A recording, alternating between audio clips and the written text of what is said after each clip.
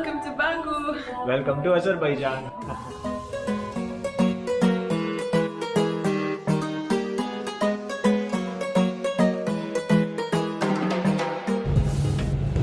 हे guys, वक्त हो गया है अबू धाबी को अलविदा कहने का और निकल पड़े हैं एक नए देश की तरफ, अजरबैजान बाकू। जी हाँ, अभी रात के 11:30 के आसपास बजे है और ये 24 घंटा बस सर्विस है अबू धाबी सिटी सेंटर से। A1 बस नंबर और A2 जो हर एक घंटे में आपको मिल जाती है एयरपोर्ट के लिए, और ये आपको गूगल बाबा की मदद से पता चल जाएगा कि कौन सी टाइम में बस अवेलेबल है। उस हिसाब से आप अपने होटल से निकल सकते हो बाहर वगैरह तो वही बात है कि सिटी सेंटर से 1 घंटा लेती है एयरपोर्ट पे।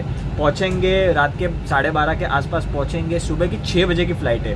अभी फ़्लाइट ऐसी है ना कि अगर मैं रात को 2 बजे निकलूँ या 1 बजे निकलूँगा तो टैक्सी वैक्सी करूँगा या फिर सेट नहीं हो रहा था। मैंने कहा कि 1 घंटा पहले निकल जाता हूँ, 5 घंटे पहले पहुँच जाऊँगा एयरपोर्ट पे, क्या ही दिक्कत है ना। तो वही बात है कि एक बार एयरपोर्ट पहुँच जाते फिर मैं आपको बताता हूँ कि अजरबैजान जो ट्रिप है वो सीरीज जो होने वाली है तो उसका ई वीज़ा कैसे मिलता है, कौन सी एयरलाइन है, जो भी है सब एयरपोर्ट पहुँच के बात करते हैं, ठीक है।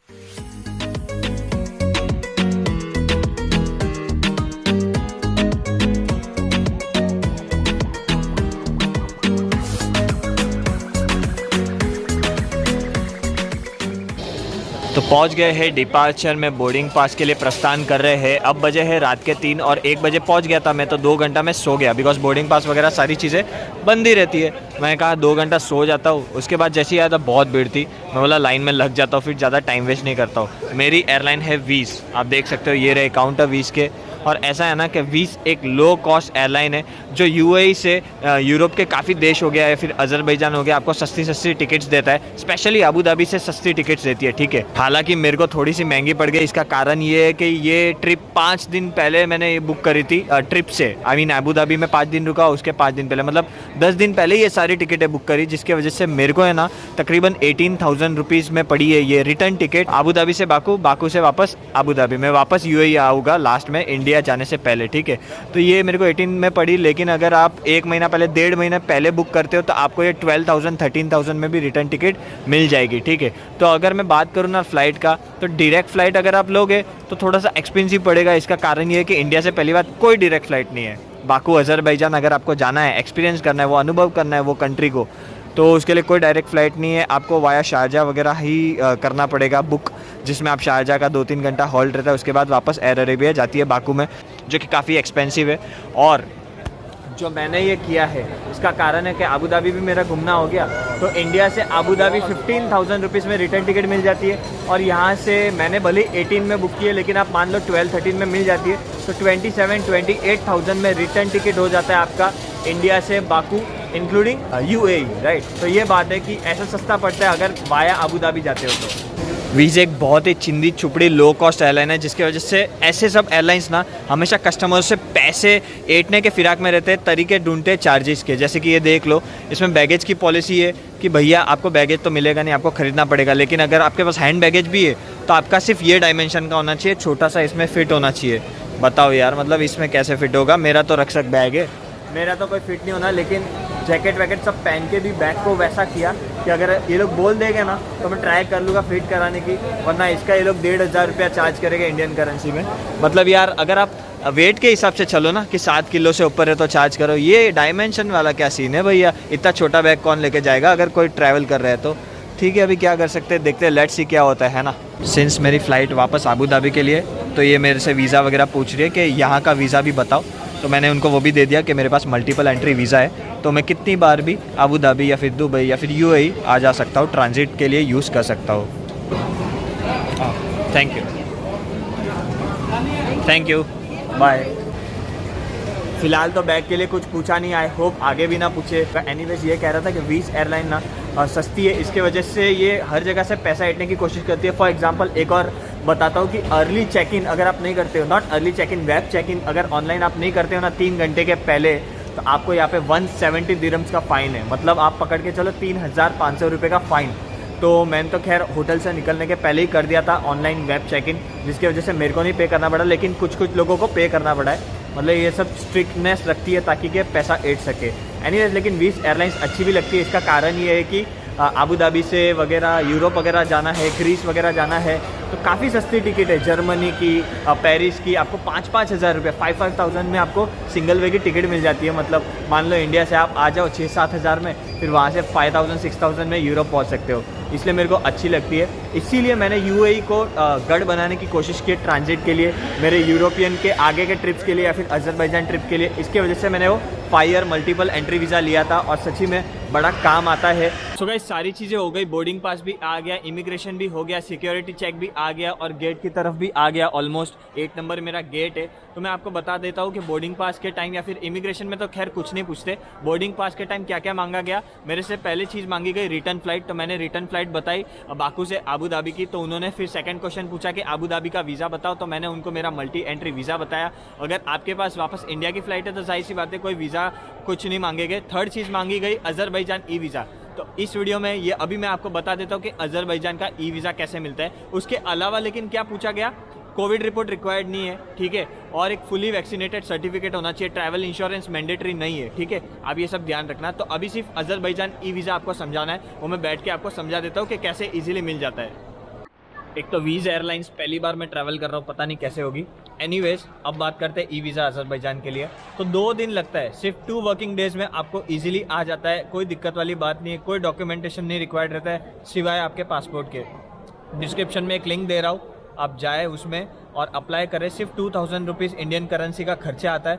3 महीने की वैलिडिटी का आपको वीज़ा मिलता है, टूरिस्ट वीज़ा, जिसमें आप 30 डेज सिंगल एंट्री में स्टे ले सकते हो। आप चाहो तो डबल एंट्री वीज़ा भी ले सकते हो उसी वेबसाइट से, कोई प्रॉब्लम नहीं है, इजीली मिल जाता है। क्या क्या चाहिए, सिर्फ आपका पासपोर्ट का फ्रंट पेज का स्कैन चाहिए।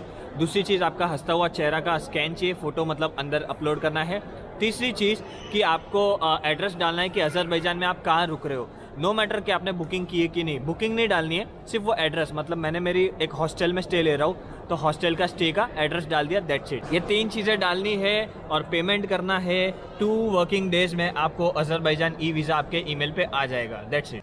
अच्छा, तो ये प्रेयर रूम है, प्रेयर हो रहा है, लेकिन यहाँ पे है पानी, तो खाली बॉटल मेरे पास पड़ा है तो पानी भी भर लेता हूँ। और दूसरी चीज़ कि ब्रश भी कर लेता हूँ, क्योंकि सुबह अर्ली मॉर्निंग है, बिना ब्रश जमता नहीं है ना। ब्रश कर लेता हूँ, फिर डायरेक्ट फ्लाइट में मिलते हैं, सही है ना।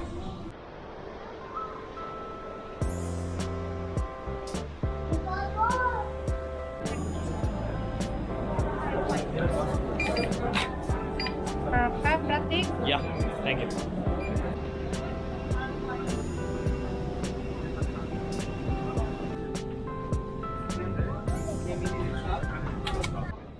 एयरलाइन क्यूट लग रही है, बिजनेस क्लास वगैरह ऐसा कुछ नहीं है, सारी सीट्स इकोनॉमी क्लास है और क्यूट है, मतलब साफ सुथरी अच्छी लगी मेरे को।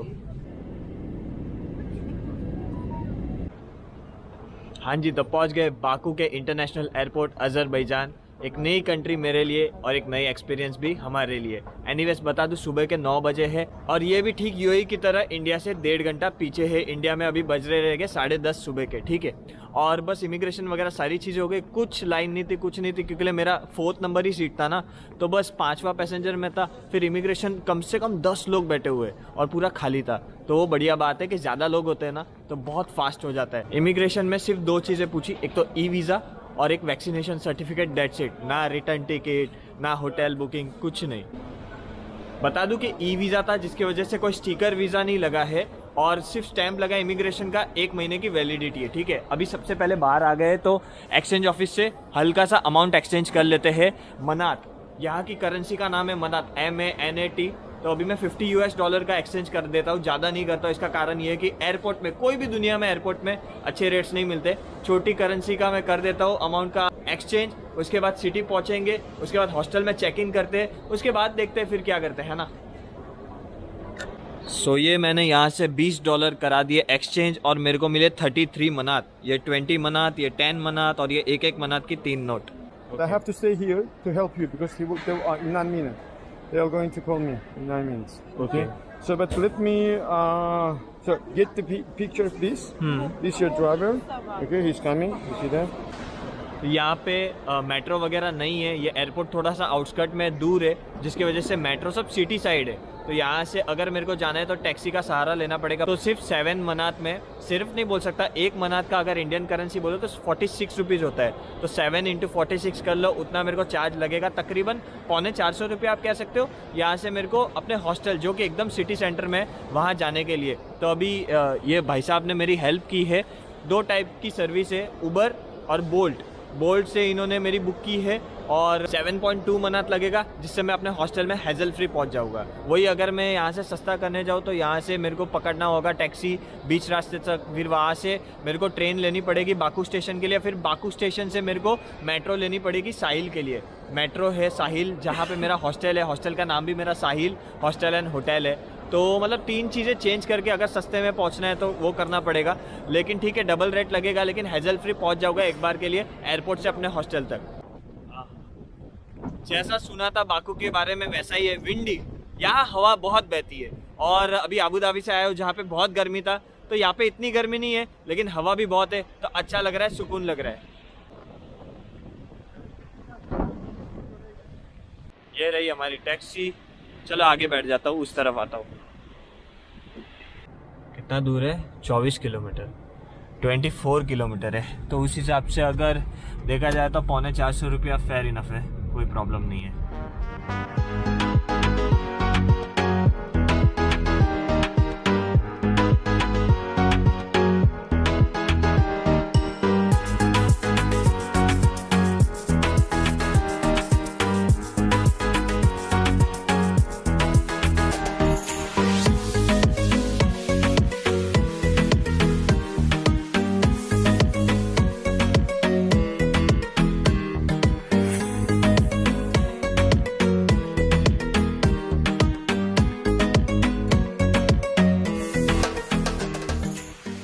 फाइनली पहुंच गया हूँ अपने हॉस्टल के यहाँ पे, ये रहा साहिल हॉस्टल एंड होटल। और यार दिमाग काम नहीं कर रहा है, मतलब एक तो विंडी, इतनी हवा के जिसका कोई जवाब ही नहीं, इसलिए इसको सिटी ऑफ द विंड बोलते, सिटी ऑफ द फायर बोलते बाकू को। दूसरी बात ये कि भाई क्या इंफ्रास्ट्रक्चर, मतलब यार हेड्स ऑफ, दिल खुश कर दिया, क्या लेवल का इंफ्रास्ट्रक्चर है यार, मज़ा आ गया देख के, और घूमने फिरने में भी ज़्यादा मज़ा आएगा। एनीवेज एक बार हॉस्टल में चेक इन कर लेते हैं। अरे यहाँ पे पेट्रोल का पता है भाव क्या है? अरे भाई बिल्डिंग के अंदर भी हवा आ रही है इतनी। पेट्रोल का भाव इधर 1 मनात 46 रुपीज़। फुकट की इतनी सीढ़ी की चढ़ाई कर दी, लिफ्ट था इधर इतना मस्त। चलो कोई बात नहीं, हाँ कोई नहीं, बाद में। चलो साहिल हॉस्टल में एंट्री मार लेते।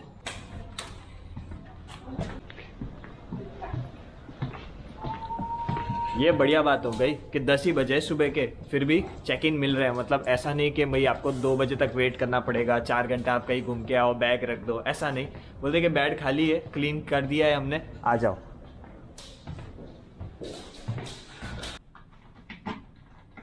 This is your lottery key. Okay, cool.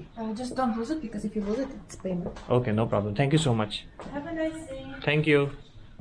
चलो तो आई होप गाइज आपको ये वीडियो काफ़ी इन्फॉर्मेटिव और पसंद आई रहेगी। आपको सारी चीज़ें मैंने बता दी कि how can you travel Azerbaijan in this days, क्या क्या डॉक्यूमेंटेशन रिक्वायर्ड है। ई वीज़ा एकदम आसानी से मिल जाता है। विज़ एयर कितनी प्यारी है, स्वीट है, लो कॉस्ट में, है ना। और तो और क्या बताया, हाँ बाकू का एक झलक भी बता दिया आप लोगों को कि कितना खूबसूरत है और आगे आने वाले वीडियोज़ कितने खूबसूरत से बन सकते हैं। एनीवेज ये हॉस्टल के बारे में नहीं बताया, इसका मैंने booking.com में से बुक किया था। तकरीबन 4 रात का मेरे को लगा है 2600 रुपीज़, यानी कि आप कह सकते हो 650 रुपीज इंडियन करेंसी में। इससे सस्ती भी मेरे को ऑप्शन मिल रही थी, 350 रुपीज की भी मिल रही थी पर नाइट का।